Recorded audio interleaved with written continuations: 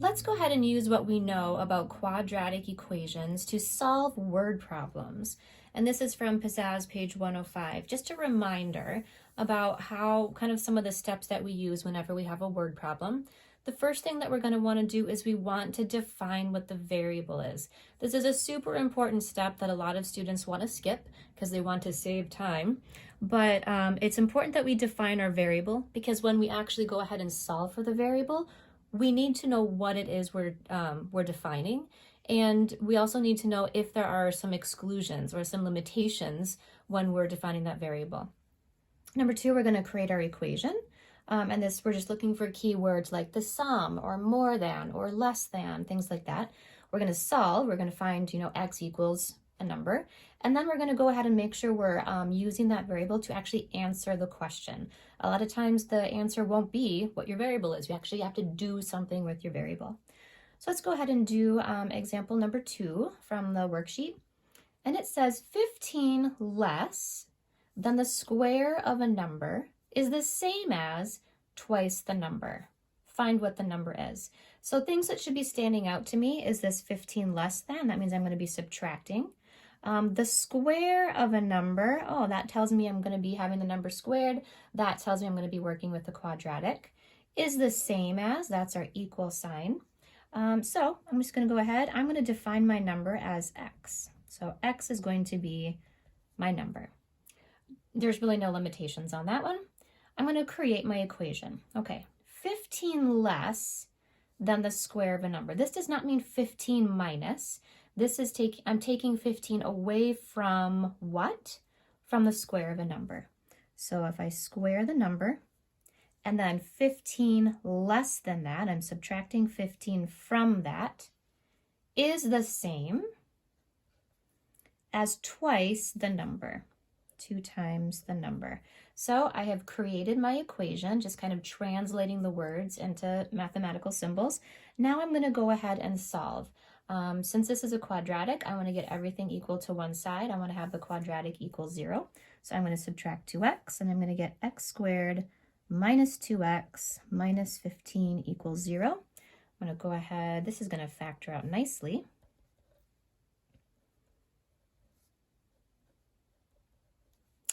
And I'm going to go ahead and solve. I have x minus 5 equals 0. And x plus 3 equals 0. So therefore, x is going to equal 5 and x is going to equal 3. So I solved it. Now let's go ahead and plug this back in. Let's just check to see if it works. Does it work? So let's check for 5. The square of a number, that'd be 25 minus 15. 25 minus 15 is 10. Does that equal 2 times 5? That equals 10. Yes, so 5 works. And it does work for 3 as well. So in this case, what is my final answer?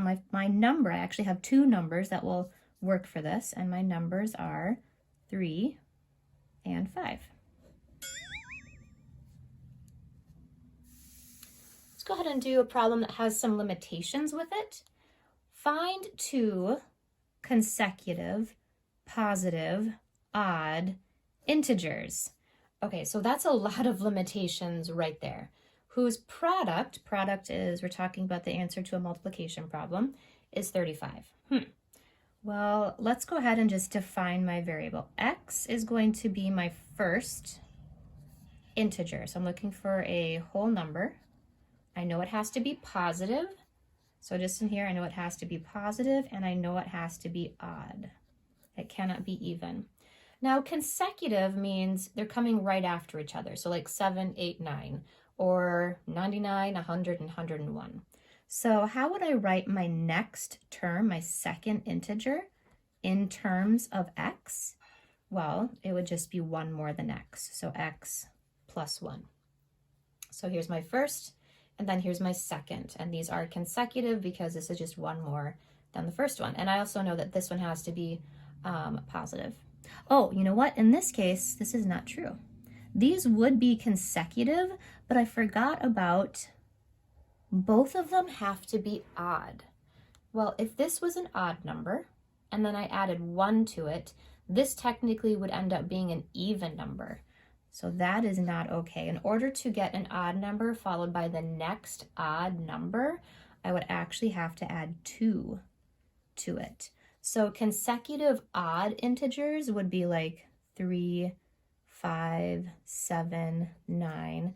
They're all odd and they come right after each other. So that's a case where it's really easy. One little word right there in your problem can make a big difference. All right, so here are defining the variables. One is x plus 2 in order for that one to be odd. Now I'm going to go ahead and set up my equation. Find 2 consecutive whose product is 35.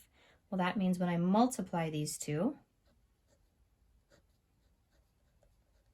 I get 35. Well, there's a couple different ways we can do this. I could go ahead and FOIL this out. So x times x is x squared plus 2x equals 35. I'm going to bring everything over to one side so I can factor.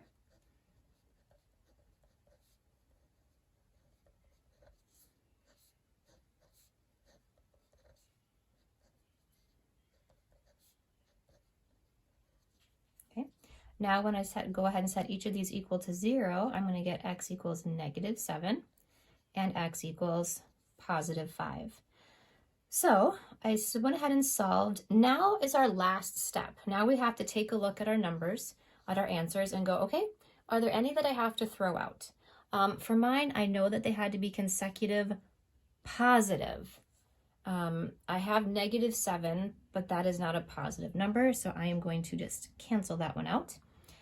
They are odd, so I take a look. Yep, it's odd, so it satisfies that one. So here we go, but my answer is not 5. I'm finding 2. X is 5, and that's my first one. And then my second one is 2 more than that, so that would be 7. So 5 and 7 are my consecutive positive odd integers that when I multiply them together, I get 35. I could also kind of take a look at this step here and just talk about some common sense stuff. What number multiplied by another number is going to equal 35? And they have to be integers, no fractions, no decimals. Well, those are just factors of 35. So if I just list factors of 35, I get 1 and 35. This is only positive, so technically -1 and -35 would work as well. But since I only want positives, I'm not going to worry about those. So 1 and 35, and then the next one would be 5 and 7. And those are the only factors of 35. And let's see, these are both positive and odd. But this set here, they are not consecutive. 1 and 35 are not right after each other. So that would limit that one. 5 and 7 are consecutive odd, so that would be your final answer as well. So you could go ahead and solve it using a quadratic, or in this case, because this is kind of a nice example, you could just kind of think of it with common sense. So just remember, when you are working with word problems, go through these 4 steps to find your variable, create your equation, solve it, and then remember to plug back your answer into your, kind of check back to see what you were making your variable equal to, and use common sense to actually answer your final question.